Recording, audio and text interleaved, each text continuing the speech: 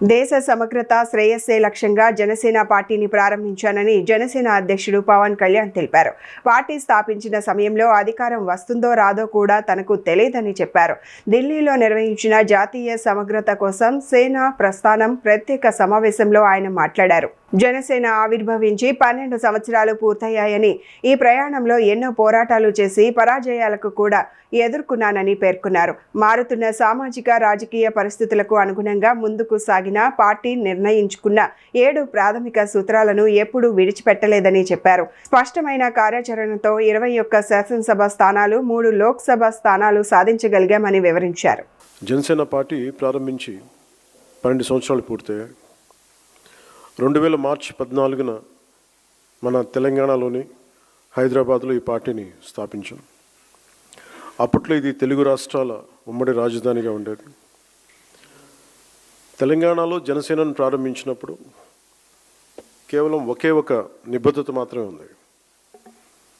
అది మన దేశాన్ని బలోపేతం చేయటం, దేశ సమగ్రతని కాపాడటం, దేశ సమగ్రతకు కలిగించే ఎలాంటి విభజన శక్తులకైనా వ్యతిరేకంగా పోరాటం.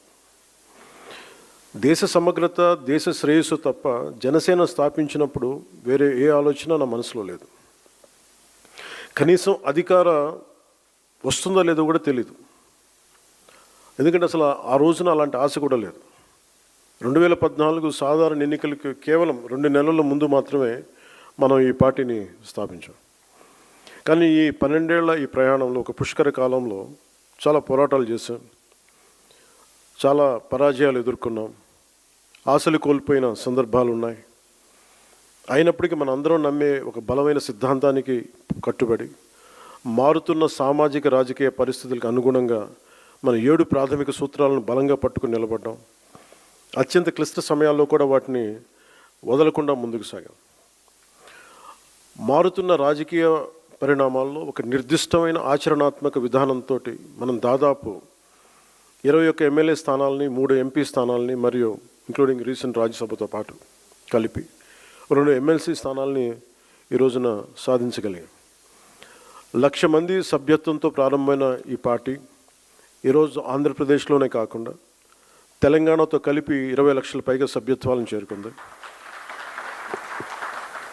ఇటీవల కాలంలో పార్టీ వైపు ప్రజల నుండి, మిగతా రాష్ట్రాల నుండి, ప్రాంతాల నుండి ఈ భావజాలానికి ఆకర్షితులై, ఈ పోరాట పటిమకు ఆకర్షితులై కర్ణాటక నుండి వచ్చిన కొన్ని వేల మంది కావచ్చు, కేరళ, తమిళనాడు నుండి వచ్చిన కొన్ని వందల మంది కావచ్చు.